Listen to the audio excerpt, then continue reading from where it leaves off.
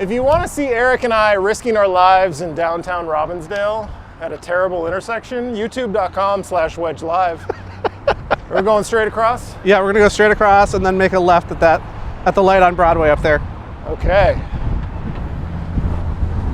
We didn't have to come here, Eric. I didn't ask you to bring me here.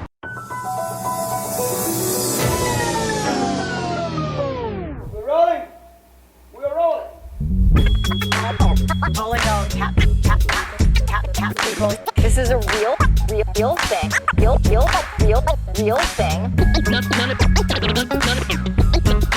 None of you have the balls to stop this. Stop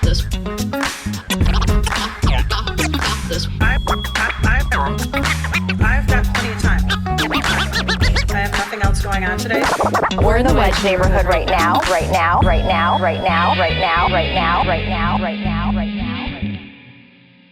We're back on the Wedge Live podcast, another bike episode with Eric Moran.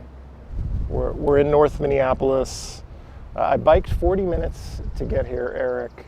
You chose the starting spot, so if I'm more low energy than normal, if it feels like I'm gonna fall asleep or I just woke up, it's because I biked 40 minutes to get here, but it's good to be here with you.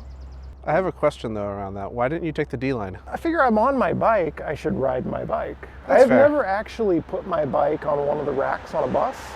You should. I've got a mental block that way. I feel like I'm gonna mess it up, or somebody gets off the bus, takes my bike. I know that is unlikely. Yeah, I sit in the front of the bus when I take my bike on the bus. I don't wanna have to like mentally the whole bus ride, like have my eyes on it and be concerned. I'm the kind of person who would be concerned the whole bus ride. It would stress me out, so. That's fair, I get that.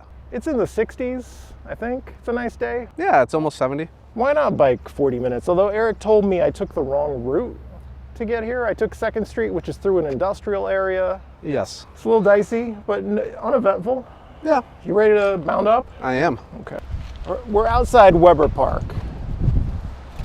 How should I introduce you to people? You are a DJ, you are the world's first mobile DJ, is how I refer to Maybe you. second? The world's second mobile DJ. Former candidate for Park Board. Indeed. So we'll get on the path here and go right. What else are you known for? I'm on the board for Move Minnesota. Okay. I'm a father. Got a small child at home. That's the high points, I would say. You were involved with a roller rink, right? You were going to open a roller rink? I am, and the plan is still in the works. Okay. I'm running into some hesitancy from certain individuals that I will not name, Oh, but like the same kind of hesitancy that comes around maybe a homeless shelter? That kind of hesitancy? I would say, yeah, that's Okay, NIMBY hesitancy? yes, but only from certain individuals. Well, that's all it takes, Eric. Yep. The right certain individuals decide you're going to bring disaster to their neighborhood. They make it their life's mission to shut you down. This is true. But we're still in the works. I've got people all the way from the neighborhood or all the way up through nearly every elected official in my area supports this and is excited about it as well. It's just the right people are hesitant, and so. Does that mean you can't talk shit about any elected officials because you're involved with a sensitive project that needs approval? I would say certain elected officials, but I'm happy to talk about 90% of them. Okay, you're in Ward 4, right? Correct. Yep, okay. We're in Ward 4 right now. We're in Ward 4. This is where Eric lives. And so there's one council member on the Minneapolis City Council who has repeatedly broached the topic of removing bike lanes.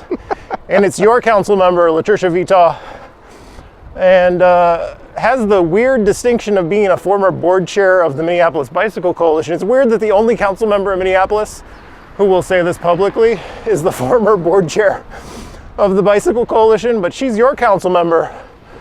And on my way here, I kept thinking, we need better infrastructure in North Minneapolis, not worse. Correct, I would agree. I don't need to be removing anything. Right. How has it come to be that she is making these comments? Does she have a point? This is really the $1 million question.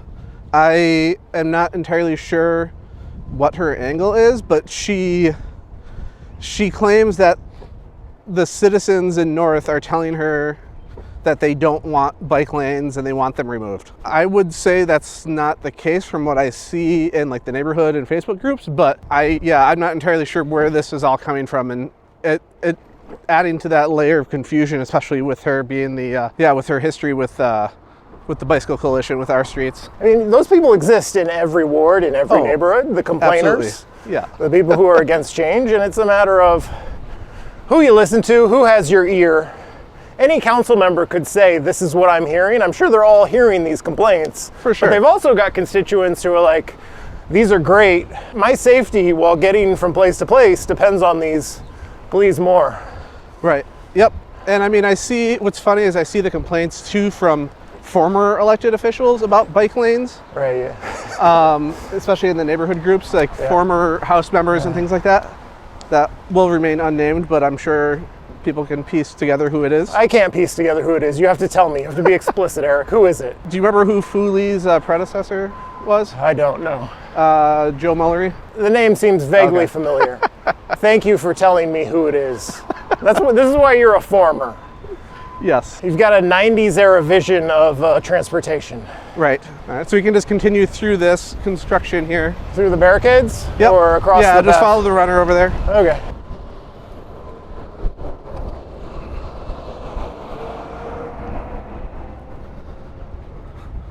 So I advocate for safer streets in my part of the city. Yeah. Lyndale Avenue, Hennepin Avenue, Bryan Avenue in South Minneapolis. And so I'd like to see change come to North Minneapolis, but I can't be that guy, the bike guy from South Minneapolis saying, this is what North Minneapolis needs. I can't do that. Like what is the state of bike activism in North Minneapolis? It's quiet. I mean, I feel like sometimes it's just myself doing this, but I know there's other individuals, especially with things like the Northside Greenway project that's been long underway. There's also like some of the bike shops around here that do some of the advocacy work too. And there's a lot of transit advocacy for sure, especially with like buses and other non-car modes of transportation. North, especially like Ward 5, has the highest number of highest population of transit use in the metro area. So here we'll follow this bike path. Okay. Going west here. Are we in Robbinsdale, Eric? We are, as noted by the police officer here. Yeah. Robbinsdale police doing a traffic stop. Eric, this might be the first time the Wedge Live podcast has recorded in another city. Woohoo! Why are you taking me to Robbinsdale? Well, if we're gonna talk about the Blue Line, we have to go through Robbinsdale. So we're gonna hit up here, about 3/4 of a mile up here. We're gonna hit downtown Robbinsdale. Okay. And you can it's a very small downtown area, but this is where the reason we're going through here is as of today, a lot of residents in North have to go into Robbinsdale to get anything. So groceries, there's a Hy-Vee there. Pharmacies, there's 2. Hardware store, there's a lot of other retailers in Robbinsdale, and then in Brooklyn Center, which is not far away. What is it going to take to change that? I know there was a council candidate last go around who was like, elect me and I will bring grocery stores and pharmacies. Didn't say how, just like, I'll do it. I don't know how he was going to do it. What would do it?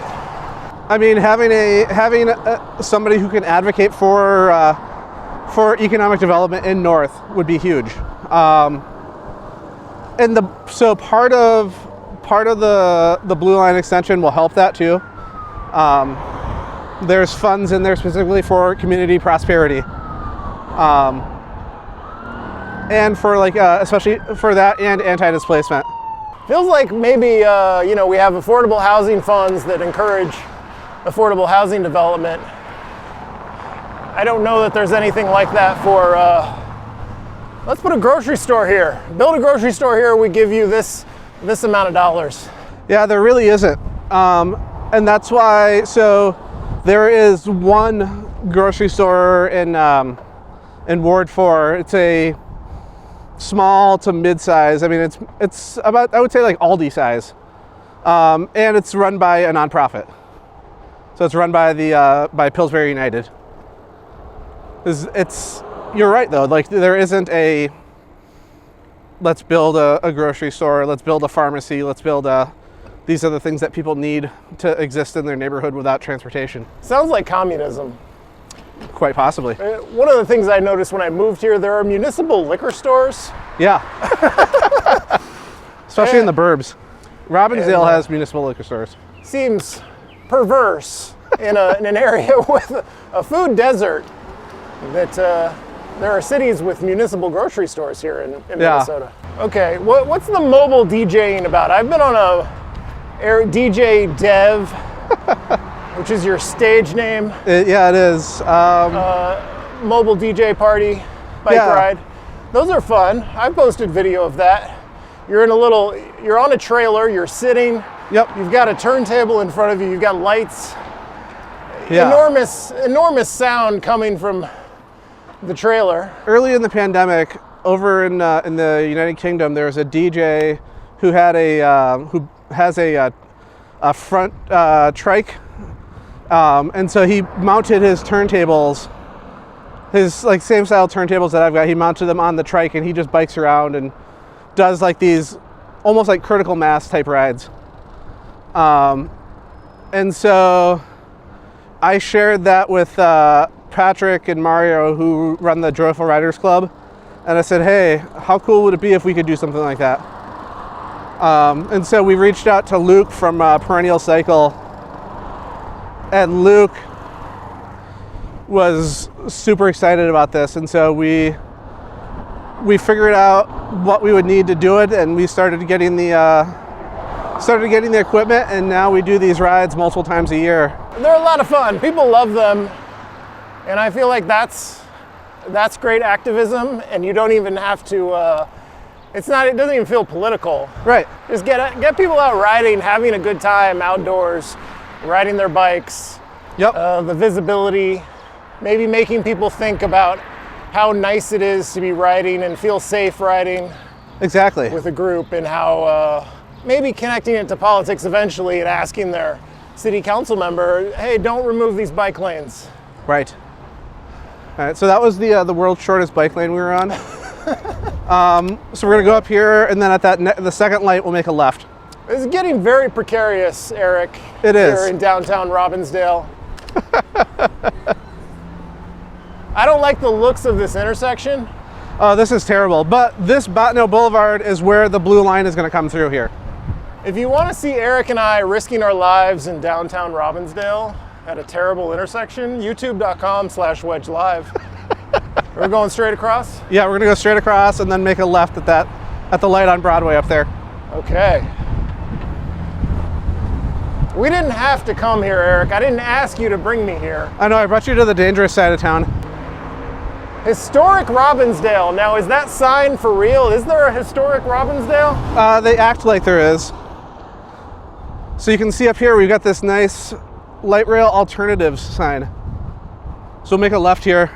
Are we gonna go past the future light rail station? Yeah, so we just passed one. So Botno that we just passed is gonna be where the light rail is gonna go through, up through Brooklyn Park. And then there's gonna be a stop just on the other side of McDonald's over here for downtown Robbinsdale. Historic downtown Robbinsdale. We're on West Broadway in Robbinsdale. We are. So here's the light rail alternative. You can see that there. Okay, yeah. And then here's another one. They really don't want the light rail here. No, they do not. All of these groups, what they're pushing for They're pushing for it to be BRT instead of light rail, which makes no sense. And it would completely set, like, everything that, all the work they've done, and they would basically have to throw it all away. All the grants they've been awarded, all of the state funds would all be gone. But yeah, this is, I mean, a lot of people in North come to this area for everything. I mean, there's pharmacy here, convenience stores here. There's a urgent care clinic over here. If we continue on Broadway this way, we'll pass Hy-Vee.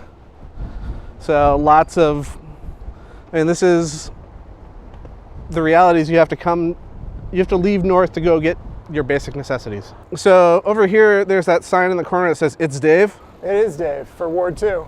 There's a special election in Robbinsdale for Ward 2, which is the wealthier ward in Robbinsdale. And what is Dave's politics? Dave does not want the LRT. He wants bus rapid transit. Is he going to win? He did better. We'll make a left here. He did better in the primary. So Robbinsdale primary, it was the top two vote getters move on to the special election in August. Up here, we'll go through, and then there's a bike path on the right. Okay. So one of the things I forgot to mention, there's also a push for downtown Robbinsdale, instead of having a at grade station, to have a elevated station. Okay, what's that about? I mean, it's one of those also that just doesn't make sense. They somehow don't want to tarnish, I'm using tarnish in quotes here, the aesthetic of of this county highway here. And just think that adding an elevated station is going to make it much better. Oh, look at these yard signs. Did you bring me here specifically for a yard sign video here? Did you know these were all here? Oh yeah, they've been up here for like a year plus. Is this the swanky part of town? Yes. This is Ward 2 in Robbinsdale here. So in Minneapolis, I know the swanky parts of town are on the water, the lakes, the river. There is a lake, yeah, right on the other side of this, Lake Crystal here. I knew I could smell the water. I have no idea where we were, but you told me we're in the fancy part of town. I was like, there's water somewhere. Okay, there's water on our left. I can't imagine orienting my city politics entirely around opposition to light rail. Yep. But yeah, if you go look at Dave's website, the first point, his first priority is getting rid of the light rail. Dave is over-promising. You're not getting rid of the light rail, Dave. Right. It reminds me of Scott Graham, who promised after Hennepin Avenue was about to start construction, and he's in the middle of an election campaigning that he's going to stop it. He knew he was lying to his supporters, but it feels good. It feels good to rant against the thing you can't stop. Yep. I mean, at this point, so the election is in August. The municipal consent phase runs from August through October. All municipal consent is going to do, though, is just give them the option to redesign the light rail in Robbinsdale, not to veto it completely. So potentially change the route? Yeah, but they have to come up with Robbinsdale then would have to come up with what they want the alternative to be. Not in Robbinsdale. Look how wise I am. Look at what a great political analyst I am. Really, the anti-blue line group, all that stuff is just it's such a dog whistle for racism. I mean, that's really what it is, right? Yeah. It's just people saying that because the light rail had, especially over the last few years, had such a stigma with crime and things like that, and that they think that if you just bring the light rail to Robbinsdale, then all that crime is just going to get off and get off the elevated stop here. I mean, counterpoint, Eric, if I have a choice between the light rail and taking a bus, I'm taking a bus. That's fair. Just the reality of it. It does give fuel to the transit NIMBYs that we let the light rail kind of descend to a point where we're using drugs on the train. and it scares riders away. Yeah, for sure. And so it has made me sad that like we give ammunition to people who oppose transit projects everywhere. Buses are fine. Like I said, I'll choose the bus over the train where I can. Hopefully by the time the Blue Line goes in 2050, we'll have it all squared away. Yeah, I mean, there's already like the Transit Ambassador program that started earlier this year. Like I know Metro Transit put out, there was an article last month that talked about the decrease in crime already that they've seen since the start of this year. And I think things like that will continue to, they'll continue to help for sure. Just having an official presence. Right, exactly. So we're gonna go up this hill here. Are we still in Robbinsdale? We are for about 1/8 of a mile here. Okay. And then you'll be back safe in the city. Woo! I didn't expect so much Robbinsdale politics. For our 0 listeners from Robbinsdale? Well, maybe we'll get 1 or 2 or 3. Yeah, I need to go on a Robbinsdale Facebook page and promote this episode. Or you can also call it Birdtown, which is what they all call it here. Birdtown? Yeah. Like actual birds? Yeah. So you can see like the street sign has got the little bird on it. Oh. What kind of bird? Is that a hummingbird? I assume it's a robin. It's like a little Twitter bird almost. Yeah, so here, this Jason Greenberg, this is the other candidate. Oh, is he pro light rail or is he like, I don't want to talk about it? He's pro light rail, but I would say he's soft on pro light rail. Woo! How you feeling? That was quite a hill there at the end coming out of Robbinsdale. Yeah. Oh, Robin. It's spelled with 2 B's. It's nothing to do with the bird. I'm a yard sign aficionado, and it kind of looks like a soap wrapper logo. Like Dove. I can see that. Yeah, like Dove. I see Dove from a distance. It's unreadable, but I love the It's Dave slogan. Yeah. Is he missing an apostrophe on the it? There is no apostrophe, you're correct. So we have Robbinsdale on our right. Yep. And we're in Minneapolis. This is Victor Memorial Parkway, which if you watched the last episode of Wedge that I was on, I talked about bringing Pokemon players back to this area. Oh, has that come to pass? No. Is Pokemon Go still going strong? Oh, among the like the hardcore people, for sure. So Uptown icon Ryan Brown is constantly playing Pokemon Go. Right. I know he's still into it. Oh yeah. Yeah, I've got a few friends that that do, and every time I tell them I'm traveling somewhere out of town, they're like, "Hey, can you collect whatever they've got in that area?" Really? Yeah, because there's collect stuff and give it to people. Yeah, there's regional differences in all of the things. Do they have to give you their phone? No, but that would be pretty great if you'd be really dedicated. Like, here, take my phone for the weekend. Collect me a Pokemon Go. I don't need it. I don't need my phone. I just really need this Pokemon. So this whole intersection was just finished. This is Lowry in the Parkway here. This was just completed last year, but this is going to be another Blue Line stop. So it'll be at grade. So yeah, down here. You let me know when we get to the bike lane that LaTrisha wants to remove. Just rip out. I think she wants the one in the one that I see the most complaints about is on 53rd, which is basically the border with Brooklyn Center. She wants to remove all the bike lanes, is what I've understood. All of them? Yeah, why not? Nobody uses them, right? Yes. The former board chair of the Minneapolis Bicycle Coalition. What's the deal with these bike lanes? Nobody uses them. So if we continue on this path, we'll hit Theodore Worth. Okay. But instead, up here a little bit, about a quarter mile up, we're gonna make a left to go back into non-park space. Can we talk about your failed run, your failed candidacy for park board? Oh yeah. Are you able to piss off people on the park board now? Can you talk freely? I will say I have stayed away from most park board politics.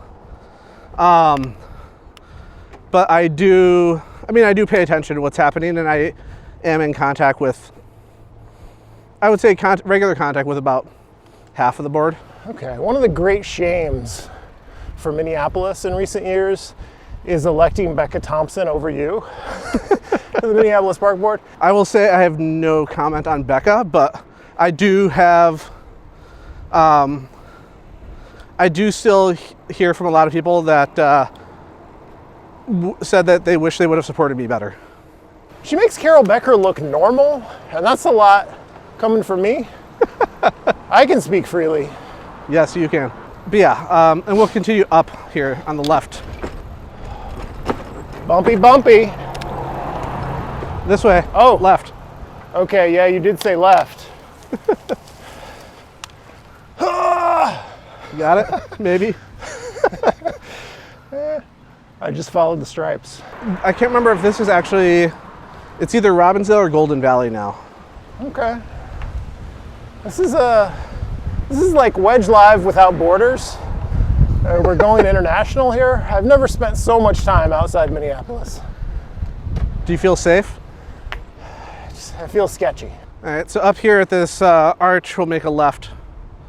And this is where 26th is, in the 26th Avenue bike lane. Are there any other North Minneapolis infrastructure projects you're keeping an eye on? There's Yeah. the Bring Back 6th campaign. Yeah, the 6th one I am. I think that one's great. Especially since there's so many people that lived there at one point in the past and can remember when it used to be an actual street instead of a state highway. One of the other ones that I'm really excited about is the Northside Greenway as well. Where's that going in? So that's the plan to turn Humboldt and Irving into a more pedestrian and bike-friendly road. Right now they're in the feedback period with options. There's 3 options. There's one that will make it like Bryant in Uptown. So it'll make it like Bryant where it's got a full like bike lane on the side and it's like one way. There's another plan to make it to remove the car side, like the car street itself, and make it like Milwaukee Avenue. So I mean, the plans are from one end all the way to the other, and right now they're in the gathering feedback. You create a stir like that, you're gonna invite It's Dave to move to Minneapolis and oppose that. Oh yeah, there's a lot of the talk of people saying that if they do that to their street, they're gonna move out of the area. Oh, please do. People were very upset about Bryant, and look at it now. I don't see how anyone could look at what Bryant Avenue looks like now compared to what it was before.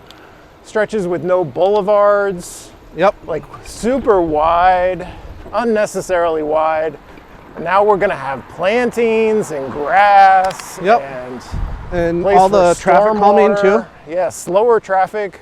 Why would anyone want to live on a fast street and invite people from other places to just drive through fast as they can, making all that noise? Right. I mean, it's the same.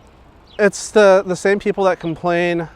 They'll say, like on one hand, it was really nice during the pandemic when things were quieter on my street. Right. And then on the other hand, saying, but if you do that to my street permanently, I'm going to move away. Yeah, I'll believe it when I see it, because my point here is, once it's done and it's nice, Yep. the people who are complaining will just shut up. Yep. And maybe never feel any shame about it. But they won't have the guts to come out and say, no, this is actually terrible, because that will seem ridiculous. Yep, agreed. Easy to oppose the thing that hasn't happened yet and that is mysterious and potentially dangerous and risky. Yep. So yeah, I'll give a shout out to Alexis Penny for leading a lot of that effort. He's been doing great. He's a Northside bike advocate. One of the other ones I'm excited about too is, so we're on 26th right now. 26th, they want to connect this to across the river to Northeast. And so that's being led up by the park board. That'll be a longer project than we'll go through the current members of the park board. But yeah, that'll be exciting to see. Because right now, if you want to cross over to Northeast, you have to go, you've got Broadway or Plymouth, or you can take the you can take the kind of sketchy old railroad bridge across the river, which I don't recommend doing because you have to carry your bike across it. Oh my God. Are there trains? Do trains cross it too? No. Coming up 2nd Street, I kept thinking, gee, it would be nice if I could see the river, because I know it's right there, instead of this industrial area. Yep. Any other part of the city, I can bike along the river and actually see it and be off the street. Yep. And not feel like my life is at risk. Yeah, agreed. I'm hopeful that as a part of Upper Harbor Terminal that the city and the park board start to reclaim that land, especially from like the shingle factory that's there and all of the other like industrial waste that is around that space. Yeah, there's 2 elements. There is letting people access nature and not polluting the air that people breathe. Yep. With industrial uses. Yep. So we'll make a left on Fremont here. There's a bike lane. Thanks. How you doing? Should I ask you if anyone is going to run against LaTrisha Vetaw? You can. I mean, at this point, I don't know who is. So, Okay, and that's an honest You have answer. no information to give me about that. That is correct. I have no, yeah. And even as like friend to friend, I don't know who isn't running. Eric is playing 2 roles here, podcast guest and friend, answering the same way each time, no. So it's coming into North, it's almost all uphill. And then going south is very downhill. Do you put a lot of time into bike advocacy, and how much time do you put into politics? It's not your job, but how much do you put a lot of time into it still? Yeah, I do. I would say anywhere from like 5 to 10 hours a week, depending on the week. Okay, and why do you do it? Is it mostly centered around transportation? It is, and like I'll go door knocking for people. I'll like candidates that I support. I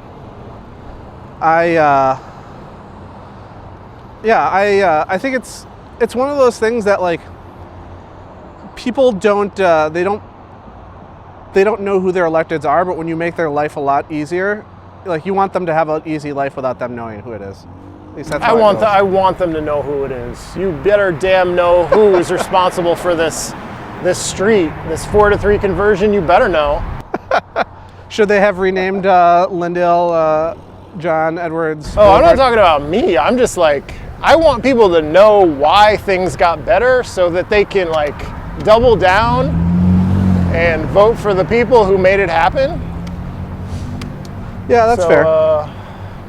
Not just activists, but like elected officials who did the right thing at some personal risk. The easiest thing is to always do nothing and say, throw your hands up and say, listen, I tried, guys, but I couldn't. Yeah. Much harder to actually make it happen, take some responsibility, and face the short-term blowback for some long-term glory for yourself and livability for the places you represent. Yeah, that's fair. I don't always like being in the spotlight though, which I know is, especially coming from somebody who's just like, come see me DJ in the back of a bike. Do you get recognized outside of Wedge like stuff, like for everyday people? Who are everyday people, Eric? I mean, so not the people that like strangers, you mean? Yeah. Do strangers, yeah, I'm approached by strangers quite frequently. How do you feel I'm about a celebrity. It's odd, but it's almost universally. I can't say I've ever had a really bad interaction. So it's like 99.9% like super positive and thank you, I enjoy what you do. So it's good. People are nice. Yeah. People are only mean on the internet, Eric. In real life, everyone loves you. One of my favorite things is going in the North Minneapolis like Facebook groups and seeing all the people who do complain about bike lanes, and they're like, look at the plastic bollards that got destroyed. Yeah, what is their angle on that? What a waste of resources, right. Or oh my God, people are driving in the bike lanes. It's the waste of resources, and that by showing that a bollard is destroyed, that it means it's unsafe. And I'm like, you're correct, it is unsafe, but for the wrong reasons. Yeah, I like this lane. I like this a lot. This is usually my go-to to get into downtown. And then this dumps us out over here. There's going to be, we'll make a right on Washington, and I'm like 90% sure that first light rail blue line stop is going to be right there on Washington and 10th. Can I get a complete answer from you about why you do this? Why do you do it? What got you started is maybe a better reason. Like, how did you come to it initially? Advocating for better streets and transportation. When I was growing up in the burbs here, instead of my parents chauffeuring me around, they just told me to learn how to get around on my own on a bike. Oh, out of cruelty, or you need to toughen up, kid? Might have been a little bit of both. Having a bike and having a bike and like being able to navigate our transit system here is such a game changer. I would love to see more like bike program incentives, especially for like last mile for people. Continue to expand transit, and then for those that can, like here's a bike to go that last mile where transit just doesn't go. It is freedom. Yeah, and then on top of that, like living where I live, I'm a block from a C line stop. Being able to not really pay attention to the schedule and just being able to go and like hop on the C line, or in the future being able to hop on the light rail. Bus routes, bus routes can change, but you put that light rail in and that's there for 100 years, right? And with that comes all of the economic development around that spot too. Like all the zoning changes, all the opportunity for future stuff. Like that's the sort of thing that like nobody really thinks about, but it 100% happens, right? Any recommendations? Anything to recommend to people? If you're in North and looking for food, so in Ward 4, this is a similar complaint to what we were talking about before, how there's just a lack of things to do in North. But if you're looking for food, Camden Social is pretty great in North.